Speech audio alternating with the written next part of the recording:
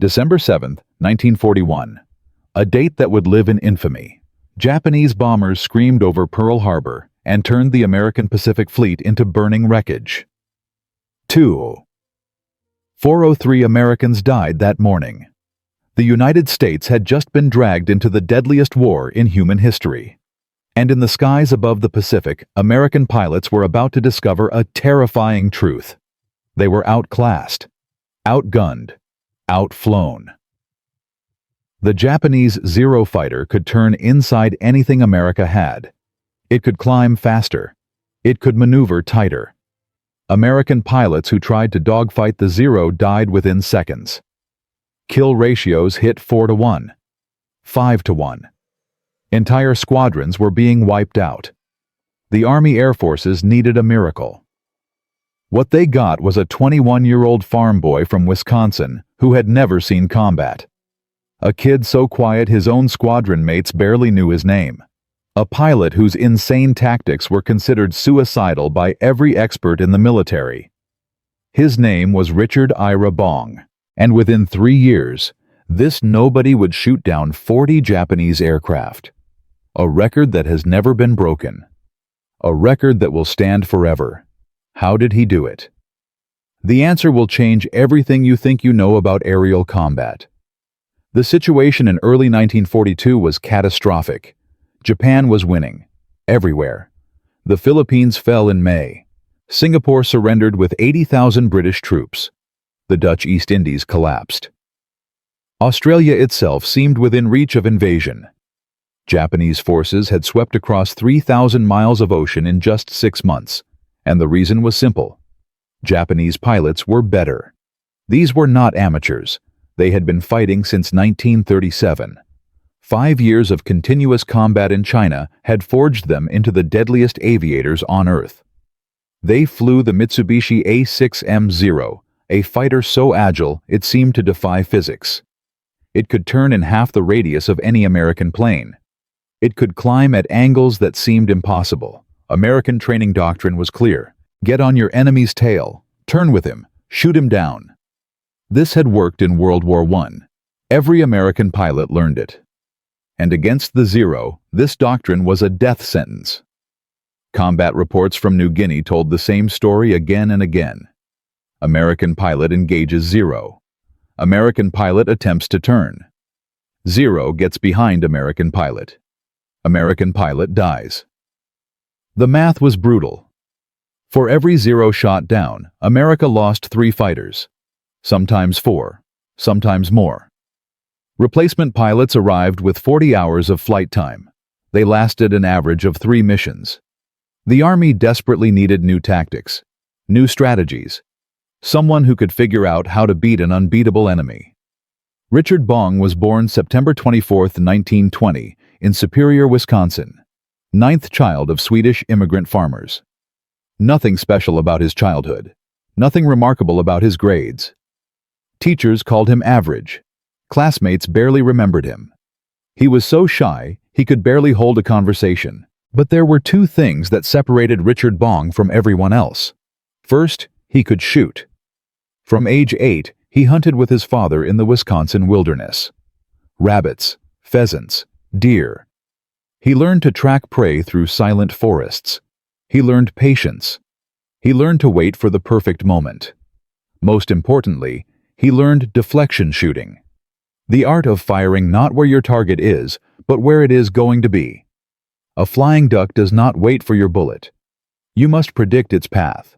You must calculate its speed. You must pull the trigger before the duck reaches your aim point. Most hunters never master this skill. Richard Bong was doing it instinctively by age 10. The second thing that consumed him was flight. He saw his first airplane at age 12 and became obsessed. He built models from scrap wood. He read every aviation magazine. He dreamed of touching the clouds. At 18, he scraped together money for flying lessons. His instructor was stunned. Most students need 50 hours to solo. Bong soloed in 8. He did not fly the airplane. He became the airplane. His hands moved before his brain gave commands. The controls were extensions of his own body. His instructor had trained hundreds of pilots. He had never seen anything like this kid. War came. Bong enlisted immediately. He blazed through flight school, earning his wings and commission as second lieutenant. Then came the assignment that would define his life. Hamilton Field, California. Introduction to the P-38 Lightning. The Lightning was a monster. Twin engines. Twin booms. A central cockpit pod that made it look like something from science fiction. Designer Kelly Johnson had created the most advanced fighter in the American arsenal. It was fast, over 400 miles per hour in level flight. It could climb like a homesick angel. And its armament was devastating. 4 50 caliber machine guns, 1 20mm cannon, all mounted in the nose. This was crucial. Wing-mounted guns must be angled to converge at a specific distance. Miss that distance and your bullets pass harmlessly around the target. But nose-mounted guns fire straight. Every bullet goes exactly where you aim. If you can hold your target in your sights for half a second, you will destroy it. Bong fell in love instantly. The P-38 matched something deep in his soul. Speed, power, precision. This was his weapon, and he immediately proved he had no idea how to behave with it. The stunts began within weeks. Official reports called them unauthorized aerobatic displays. The reality was insane. Bong flew his P-38 down Market Street in San Francisco at rooftop level. Pedestrians could count the rivets on his wings. He looped the Golden Gate Bridge. He buzzed houses and blew laundry off clotheslines. He was showing off. He was testing limits. He was being a complete idiot. And he was about to face the consequences. General George Kenney commanded the 5th Air Force. He was brilliant. He was demanding. He had zero tolerance for hotshots. When reports of Bong's stunts reached his desk, he summoned the young pilot immediately. Everyone expected a court-martial. Career over. Disgrace. Bong stood at attention while Kenney tore into him. The charges were serious. Reckless endangerment. Property destruction. Violation of every regulation imaginable. Kenney raged for 10 minutes straight. Then he stopped. He looked into Bong's eyes. And he saw something unexpected. Not arrogance. Not defiance. Confidence. Absolute certainty. This kid believed he could do anything with an airplane. Kenney had seen this look before. In the eyes of the greatest pilots he had ever known. He made a decision that would change history. Instead of destroying Bong's career, he would forge him into a weapon. September 1942, New Guinea, the bleeding edge of the Pacific War. Bong arrived at a forward airbase carved out of jungle. The heat was suffocating. The conditions were primitive. The situation was desperate.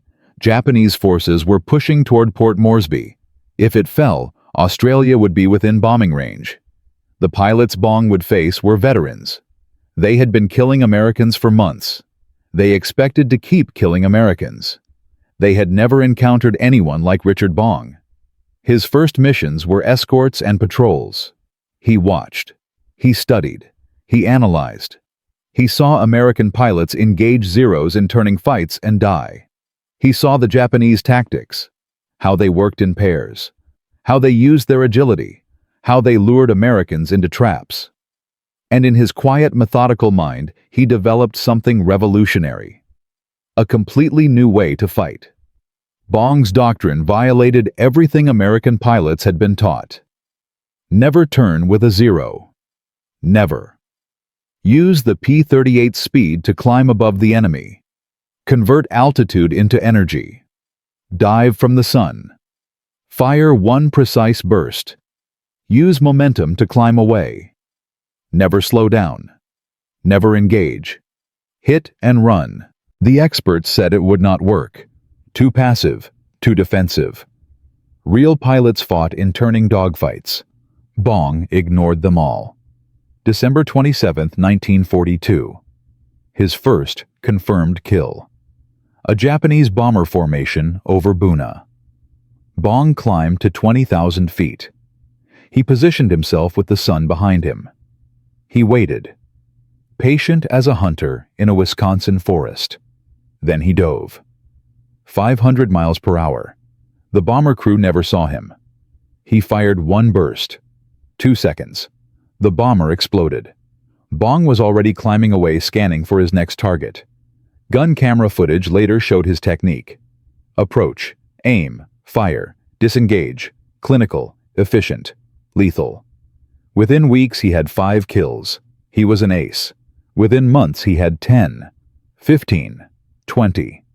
Each engagement refined his method. He learned exactly how much lead to give a turning 0. He learned the precise angle for maximum damage. He learned to kill with terrifying efficiency. The Japanese noticed. Pilots who survived encounters reported something new. A twin-tailed devil that struck from nowhere and vanished. It would not fight fair. It would not engage honorably. It simply appeared, killed, and disappeared. They called the P-38 the fork-tailed devil, and Richard Bong was becoming its deadliest practitioner. His squadron mates watched in awe. Major Thomas Lynch himself, an ace, called Bong's technique surgical. Other pilots sprayed ammunition wildly, hoping for hits.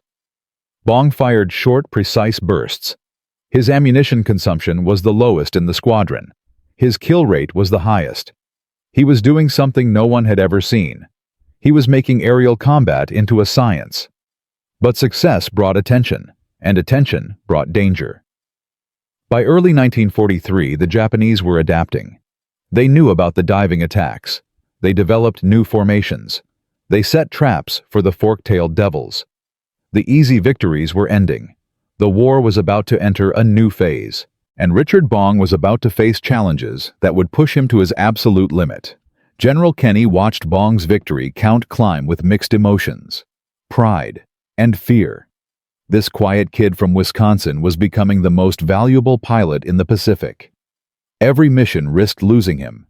Kenny faced an impossible choice: use his deadliest weapon and risk losing it forever, or ground his best pilot and waste his extraordinary talent. He chose a middle path. Bong would fly only priority missions, high-value targets, maximum escort protection. It was not enough to keep him safe. Nothing could keep Richard Bong safe when he was in the sky hunting. The question now was simple.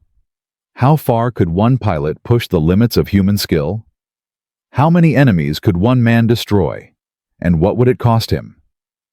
In Part 2, we will see Bong face his greatest test. A crippled aircraft, an engine on fire, hundreds of miles of ocean between him and safety.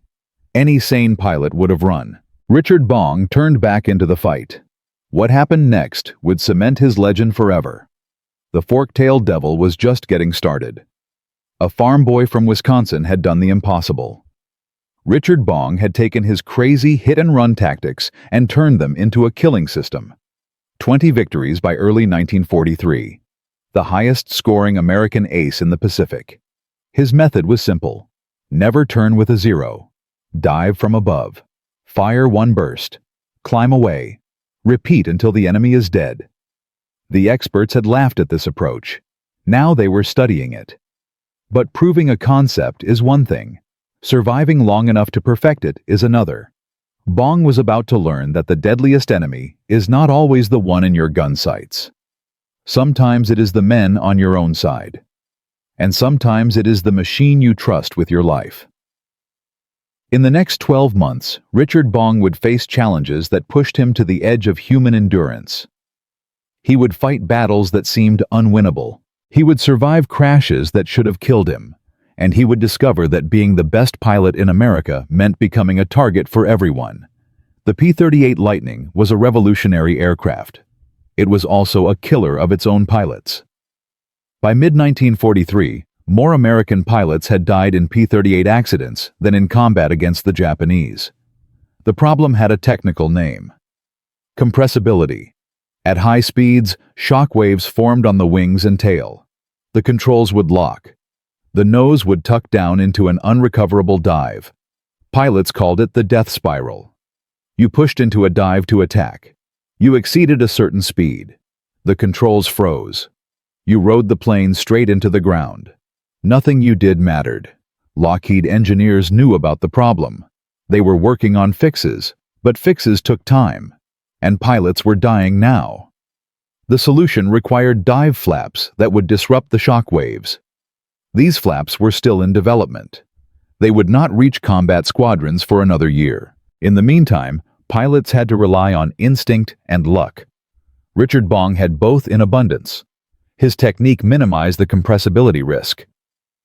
He dove at steep angles, but controlled his speed carefully. He fired early and pulled out before reaching critical velocity. Other pilots tried to copy him. Many failed. The margin for error was razor thin. One moment of inattention meant death. General Kenny watched the casualty reports with growing frustration. His best pilots were dying in training accidents. His replacement pilots arrived with inadequate skills. The Japanese were still winning air battles across New Guinea. And his most valuable asset, Richard Bong, was flying mission after mission into the most dangerous skies in the Pacific. Kenny made a decision that Bong hated. He restricted Bong to high-priority missions only. No routine patrols, no escort duties. Only critical strikes where his skills would make the maximum difference. Bong protested. He wanted to fly every day. He wanted to hunt. But Kenny was adamant. "You are too valuable to lose on a routine mission." Bong accepted the order with silent resentment. He channeled his frustration into preparing for the missions he was allowed to fly. He studied Japanese tactics obsessively. He analyzed gun camera footage. He refined his approach angles. He calculated deflection shots in his head while other pilots played cards. His squadron mates noticed the change. The quiet farm boy was becoming something else entirely. A machine built for one purpose: destruction. July 1943. The air battle over New Guinea. This engagement would become a textbook example of everything Bong had learned. A massive Japanese formation approached Allied positions. Bombers escorted by dozens of Zero fighters. On the ground, soldiers watched the sky with dread. They had seen this before. Japanese bombers meant death. But high above Richard Bong was positioning his flight for the kill. He did not dive immediately. He waited. He watched the formation commit to its bombing run. He watched the escort fighters spread out. He identified the moment of maximum vulnerability. Then he gave the order. The P-38s fell from altitude like silver arrows. Bong led the charge. But he did not target the agile Zeros. He went straight for the bombers. One burst. A Mitsubishi exploded. He was already climbing before the debris began to fall. His wingmen followed his example. Strike the bombers. Ignore the fighters. Use speed to escape. The results were devastating. Multiple bombers destroyed. Minimal American losses. The soldiers on the ground watched in amazement. The fork-tailed devils had arrived. Japanese intelligence began tracking the mysterious American ace. Combat reports described his attacks with a mixture of fear and respect. He was not like other pilots. He did not fight honorably. He struck from nowhere and vanished. Surviving Japanese pilots compared notes. The twin-tailed devil with the name painted on its nose. Marge, the name of Bong's sweetheart back in Wisconsin. He had painted it on his aircraft as a reminder of what he was fighting for. Now it was becoming a symbol of terror for his enemies. By November 1943, Bong had 21 confirmed victories. He was officially one of America's top aces. General Kenny knew he had to do something. The quiet pilot was too valuable as a symbol. America needed heroes. The public needed hope. And Richard Bong, whether he liked it or not, was about to become famous. Kenny ordered Bong home for a war bond tour. The pilot was furious. He did not want to shake hands with politicians. He did not want to smile for cameras. He wanted to fly. He wanted to fight. But orders were orders. Bong returned to the United States and discovered a nightmare of celebrity. His face appeared in newspapers across the country. Reporters followed him everywhere. He was the humble farm boy who had become a dragon slayer. The public loved the story. Bong hated every minute. In letters to Marge, he confessed his misery. He felt like a fraud. His friends were still fighting, dying, and he was posing for photographs. He begged Kenny to send him back. For months, he petitioned relentlessly. Finally, in March 1944, Kenny relented. Bong was returning to combat. But this time he was bringing something new. A weapon that would push his kill count into territory no American pilot had ever reached. The P-38J was waiting for him in New Guinea. This was not the same aircraft he had left behind. Lockheed engineers had been busy. The new model featured improved engines with better high-altitude performance. More importantly, it had hydraulically boosted ailerons. This single improvement transformed the Lightning from a capable fighter into a precision instrument. The original P-38 required significant physical strength to maneuver at high speeds. Pilots exhausted themselves wrestling with the controls. The hydraulic boost eliminated this problem. Now the aircraft responded to the lightest touch. In Bong's hands, the P-38J became an extension of his nervous system. He could make corrections measured in inches. He could track a turning target with surgical accuracy. He could kill with even greater efficiency than before. The Japanese were about to learn that the fork-tailed devil had evolved. The war itself had changed during Bong's absence. Years of attrition had devastated Japanese air power. The veteran pilots who had dominated the early war were mostly dead. Replacements arrived with minimal training. Where Japanese pilots once had hundreds of combat hours, new pilots arrived with barely 50. The skill gap between American and Japanese aviators had reversed completely. For an experienced ace like Bong, this created an asymmetric advantage. He was hunting opponents who could not match his abilities. It was not a fair fight. It was not supposed to be. War is not about fairness. It is about winning. And Richard Bong was about to win in ways that seemed almost impossible. His tactical approach continued to evolve. He perfected a maneuver that required extraordinary nerve. The head-on attack. 2 aircraft flying directly at each other. Closing speed over 800 miles per hour.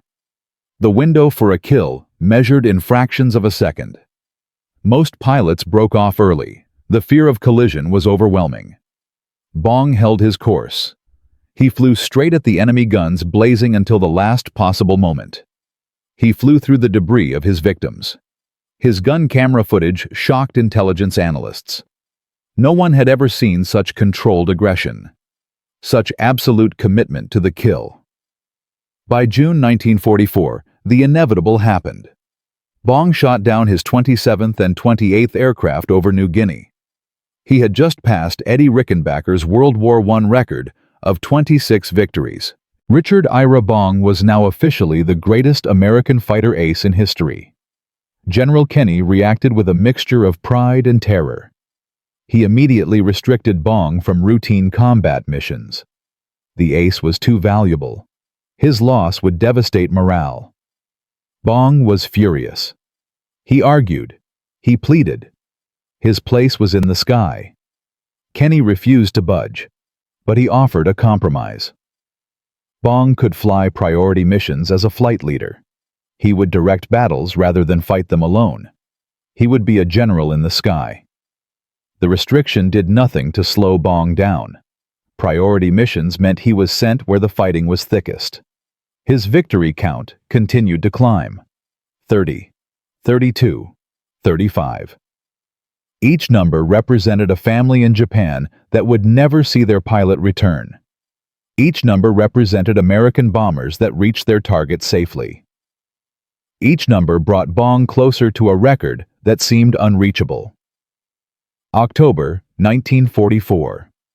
Balikpapan, Borneo. A critical mission to protect B-24 bombers attacking Japanese oil refineries. The enemy threw everything at the American formation. The sky became a swirling chaos of aircraft. Bong positioned his P-38s with the sun at their backs and led the initial attack. He dove on an enemy fighter and blasted it from the sky. But as he pulled up, his aircraft shuddered violently. An enemy had gotten on his tail. Cannon shells ripped through his right engine. Fire erupted. Warning lights covered his instrument panel. The engine died. Any rational pilot would have disengaged. A single-engine P-38 was vulnerable. The smart move was to run for home. Richard Bong was not rational. He was a predator.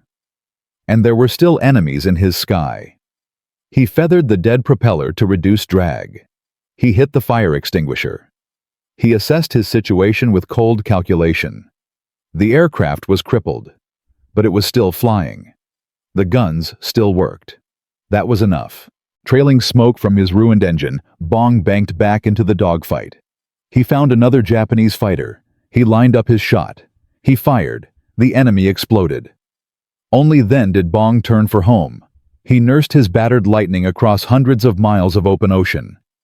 When he finally landed, ground crews surrounded his aircraft in horror. The plane was riddled with holes. An entire engine was destroyed. They declared it beyond repair. Bong disagreed.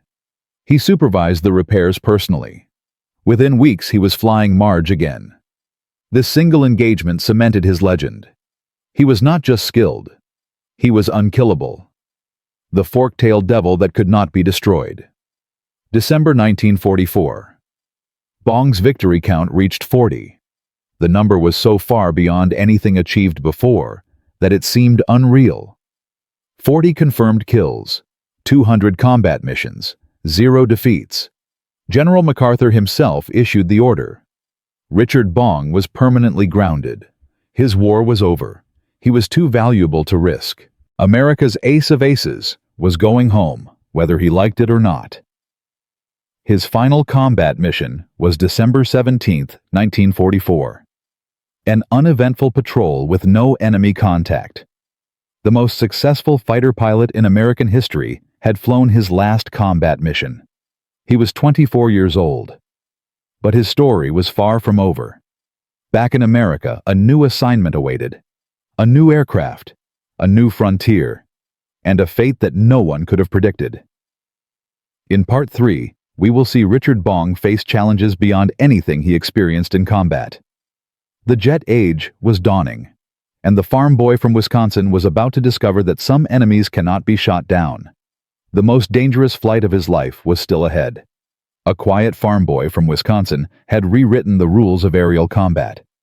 Richard Bong took tactics that experts called suicidal and turned them into the deadliest killing system the Pacific had ever seen. 40 confirmed victories, 200 combat missions, a record that seemed impossible. His hit-and-run doctrine had transformed the P-38 Lightning from a capable fighter into an instrument of terror.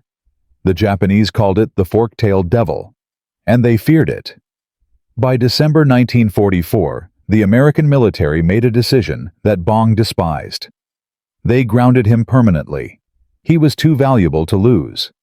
America's greatest ace was coming home. But Richard Bong was not built for peace. He was built for speed. And a new frontier was calling him. The jet age was about to begin. And the farm boy who had mastered propeller-driven combat was about to step into a world where everything he knew could kill him. The war in Europe was ending. Allied forces were pushing into Germany from both east and west. Hitler's Reich was collapsing.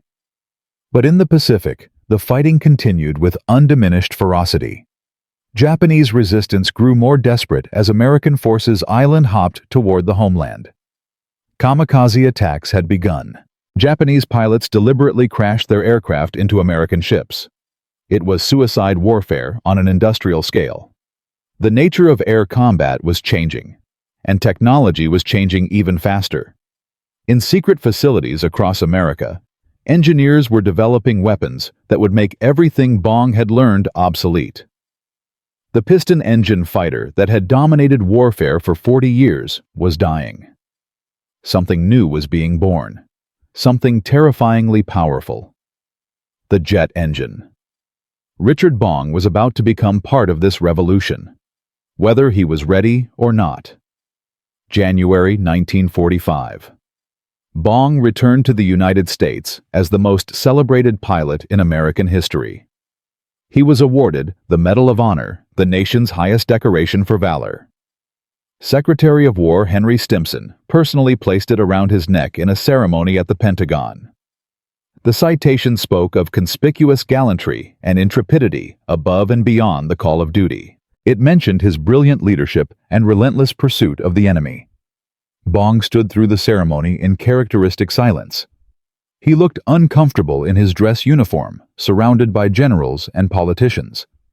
This was a man who communicated through action. His cockpit was his natural habitat. A room full of dignitaries was foreign territory. But one bright spot emerged from this period of forced celebrity. On February 10, 1945, Richard Bong married Marge Vattendahl, the sweetheart whose name had been painted on his P-38 through 40 victories. For a brief moment, the deadliest pilot in American history was just a husband, a young man hoping for a normal life. The military had other plans. They needed Bong's expertise for a new mission. The war might be ending, but the future of aviation was just beginning. America was developing its first operational jet fighter, the Lockheed P-80 Shooting Star. This aircraft represented a quantum leap in technology. No propeller, no reciprocating engine, just pure thrust from a jet turbine producing 4,000 pounds of force. The P-80 could reach speeds over 500 miles per hour. It climbed faster than anything with a propeller. It flew higher. It maneuvered differently. Everything about jet flight was new and dangerous. The Army needed experienced pilots to test this revolutionary machine. They needed men who understood the limits of aircraft and their own abilities. They needed the best. Richard Bong was assigned to Lockheed's facility in Burbank, California. He would help write the manual for a new era of aviation. The transition from piston to jet was not simple. Bong had spent his entire career mastering the characteristics of propeller-driven aircraft. He understood torque and how it affected takeoff. He knew how propeller pitch influenced climb rate. He could feel the relationship between throttle and airspeed instinctively. Jets were different. There was no propeller torque. The throttle response was delayed. You pushed the power lever forward and waited for the engine to spool up. Landing speeds were dramatically higher. The P-80 touched down at over 100 miles per hour. Miss your approach and you might not have enough fuel for another attempt. The aircraft was unforgiving of mistakes. Bong approached the challenge with his characteristic thoroughness. He studied the systems. He learned the procedures. He flew with the careful precision that had kept him alive through 200 combat missions. The test program progressed smoothly through the spring of 1945. Meanwhile, the war continued its grinding march toward conclusion. In Europe, Germany surrendered on May 8th. The Thousand-Year Reich had lasted 12 years, but Japan fought on. American B-29 bombers were systematically destroying Japanese cities. The firebombing of Tokyo in March had killed more people than any single attack in history. Still, Japanese resistance showed no sign of weakening. Military planners estimated that an invasion of the Japanese home islands would cost over 1 million American casualties. The war seemed destined to continue for years. No one outside a small circle of scientists knew that a weapon was being prepared that would change everything. A weapon that would end the war in a flash of atomic fire. And on the very day that weapon was unleashed, Richard Bong's own story would reach its tragic conclusion. August 6, 1945.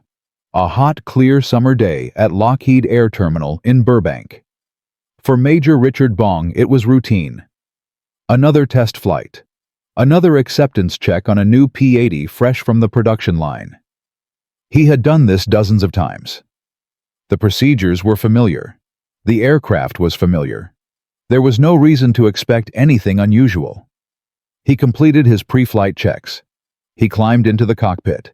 The canopy closed over him. The jet engine spooled up with its characteristic shriek. Ground crew watched as the sleek silver aircraft taxied to the runway, cleared for takeoff. Bong pushed the throttle forward.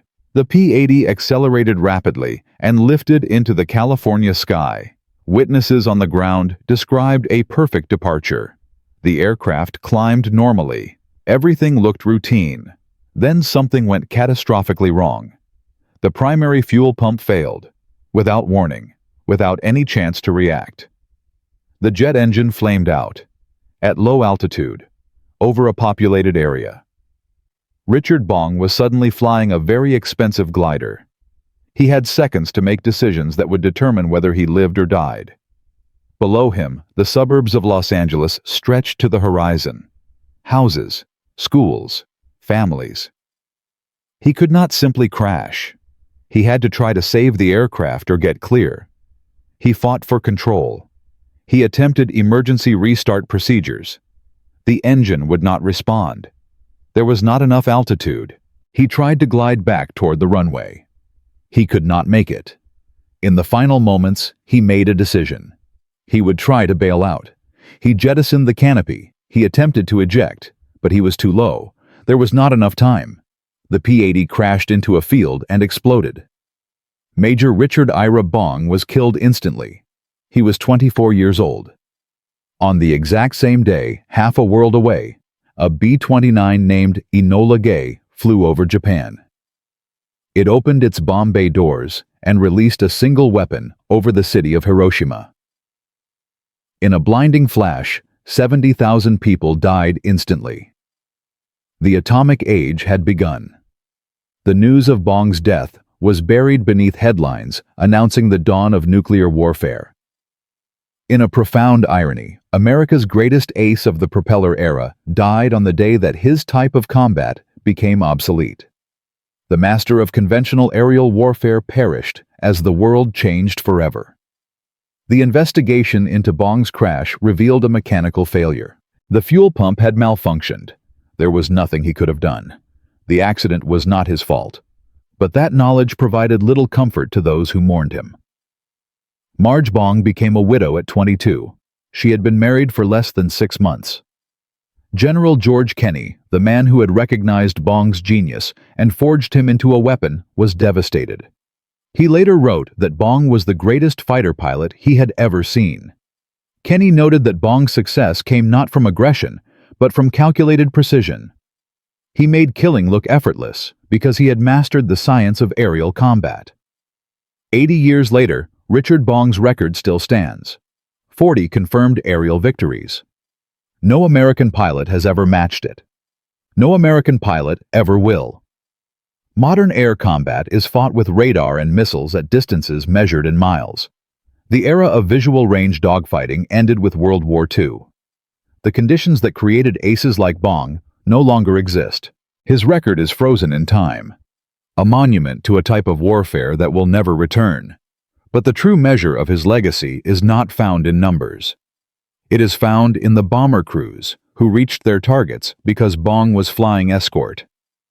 In the ground troops who looked up and saw the fork-tailed devil protecting them. In the tactical doctrines he pioneered that influenced fighter combat for generations. Today, at the Richard Wurst Bong Veterans Historical Center in Wisconsin, his Medal of Honor rests in a quiet display. A restored P-38 bearing the name Marge stands as a silent tribute.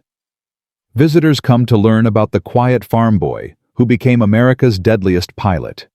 They hear about his 40 victories. They see his gun camera footage.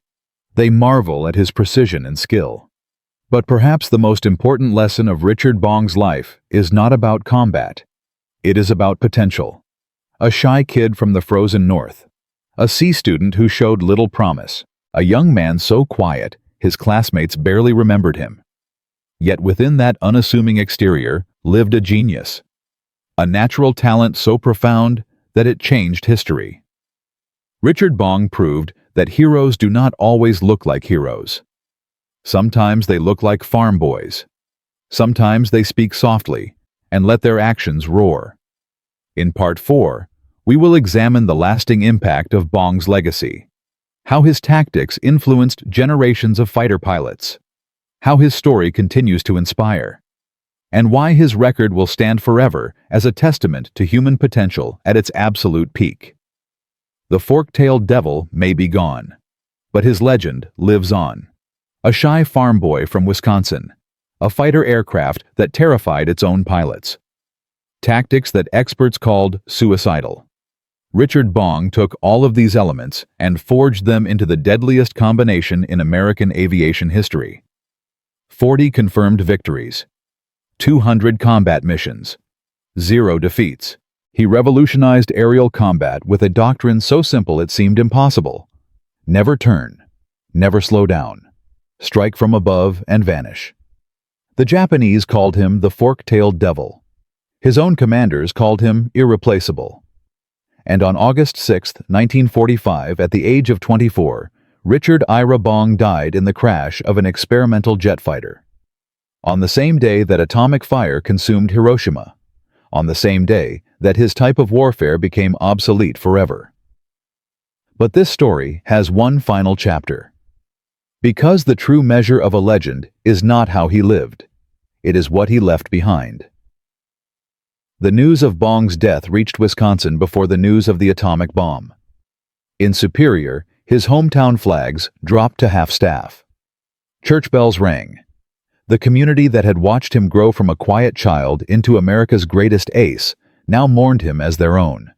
His mother learned that her son was dead from a radio broadcast.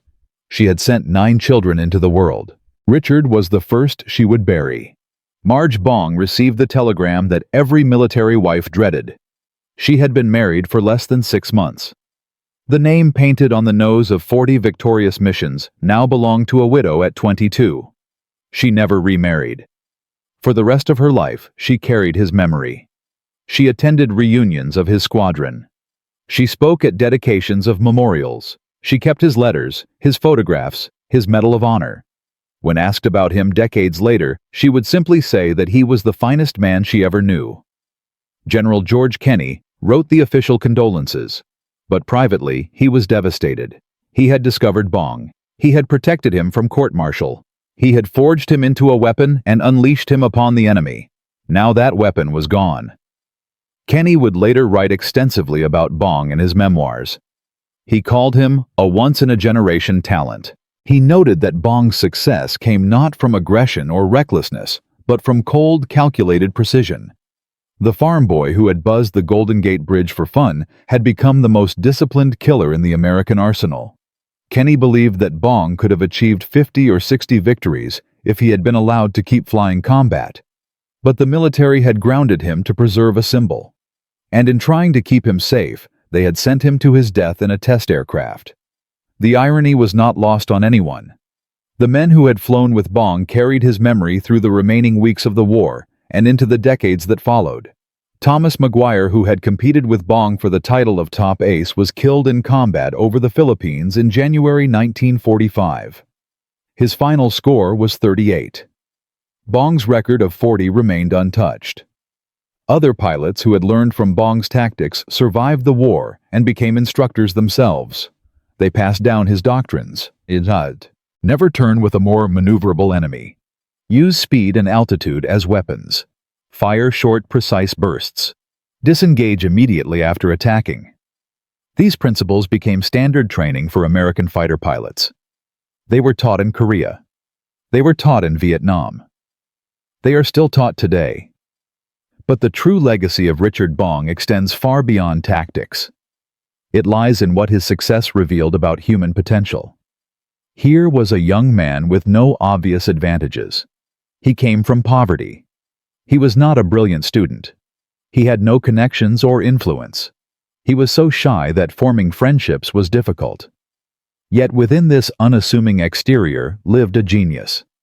A natural talent so extraordinary that it changed the course of aerial warfare. Bong proved that greatness can emerge from anywhere. That the most unlikely person can become the most capable. That what matters is not where you start, but what you do with what you have. This message resonated during the war. It continues to resonate today. The tactical revolution that Bong helped pioneer transformed air combat permanently. Before pilots like Bong demonstrated the effectiveness of energy-fighting aerial combat was dominated by the turning dogfight. Pilots circled each other, each trying to get on the other's tail. This was romantic and cinematic, but increasingly suicidal against agile enemies like the Japanese Zero. Bong and other innovators proved that vertical combat was superior. Use your aircraft's strengths. Avoid situations where the enemy has advantage. This principle seems obvious now. In 1942, it was revolutionary. The tactics developed over New Guinea became the foundation of American fighter doctrine through the jet age. In Korea, American pilots used Bong's principles against MiG-15s. In Vietnam, they used them against MiG-21s. The aircraft changed, the engines changed, the weapons changed. But the core philosophy remained. Control the engagement, dictate the terms. Never fight the enemy's preferred battle. The P-38 Lightning itself became a symbol of American air power in the Pacific. Over the course of the war, Lightning pilots claimed more than 1,800 aerial victories against the Japanese.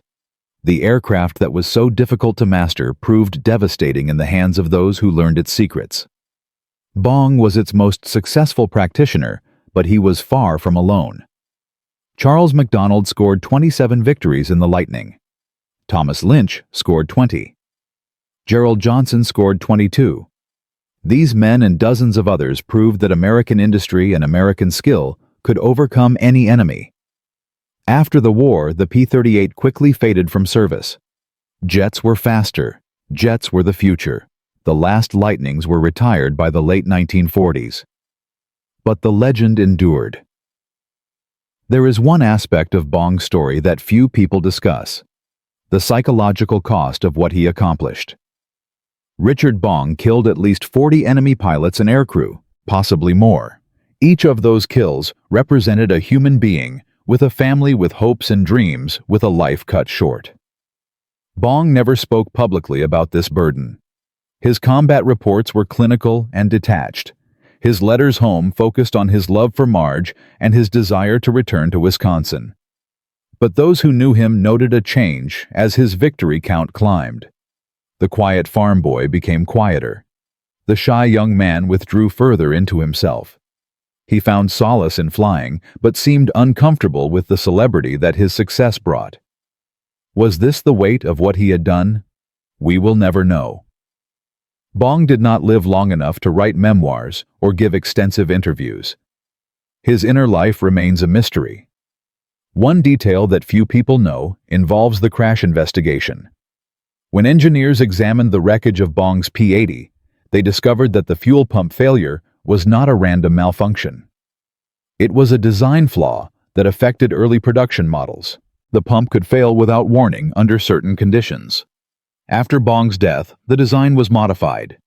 Every P-80 produced after August 1945 incorporated the fix. In a cruel twist, Richard Bong's death may have saved the lives of future jet pilots. The flaw that killed him was corrected because it killed him. His final contribution to aviation was written in his own blood. Today, the Richard Wurst Bong Veterans Historical Center stands in Superior, Wisconsin. It houses his Medal of Honor, his flight logs, his personal effects. A restored P-38 Lightning dominates the main exhibit hall. The aircraft bears the name Marge on its nose, just as Bong's own fighter did. Visitors come from around the world to pay their respects. They are pilots and veterans, historians and students, ordinary people who heard the story and wanted to learn more.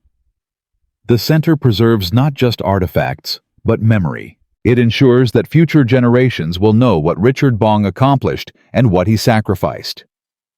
What does this story teach us? Perhaps the most important lesson is about the nature of excellence.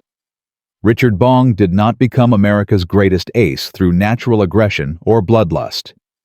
He became the greatest through disciplined preparation and relentless refinement of his craft. He studied his enemy. He understood his own aircraft's strengths and weaknesses. He developed tactics that maximized his advantages and minimized his vulnerabilities. He practiced until execution became instinct. This approach applies far beyond aerial combat. In any competitive field, the masters are those who prepare most thoroughly, who understand the system most deeply, who execute most precisely. Bong was a genius, yes, but genius without discipline produces nothing. It was the combination that made him legendary. From a quiet farm in Wisconsin to the skies above the Pacific. From a C student to America's ace of aces. From tactics called impossible to a record that will stand forever. Richard Ira Bong lived only 24 years. In that brief time, he achieved more than most people accomplish in a full lifetime.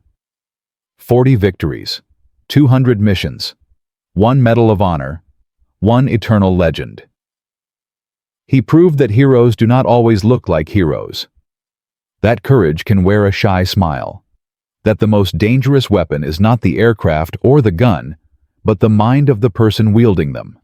The fork-tailed devil has been silent for 80 years now. But his record stands, his tactics endure, his story inspires. And somewhere in Wisconsin, the wind still whispers his name. If you found this story inspiring, there are hundreds more like it from World War II. Ordinary men and women who did extraordinary things. Innovations that seemed crazy until they changed everything. Heroes who have been forgotten by history. Subscribe to discover more of these untold stories. Share this video with someone who needs to hear that greatness can come from anywhere. And remember, the next world-changing idea might come from someone exactly like Richard Bong. Someone quiet. Someone overlooked. Someone with a crazy trick that just might work. The farm boy who shot down 40 planes is gone. But legends never truly die.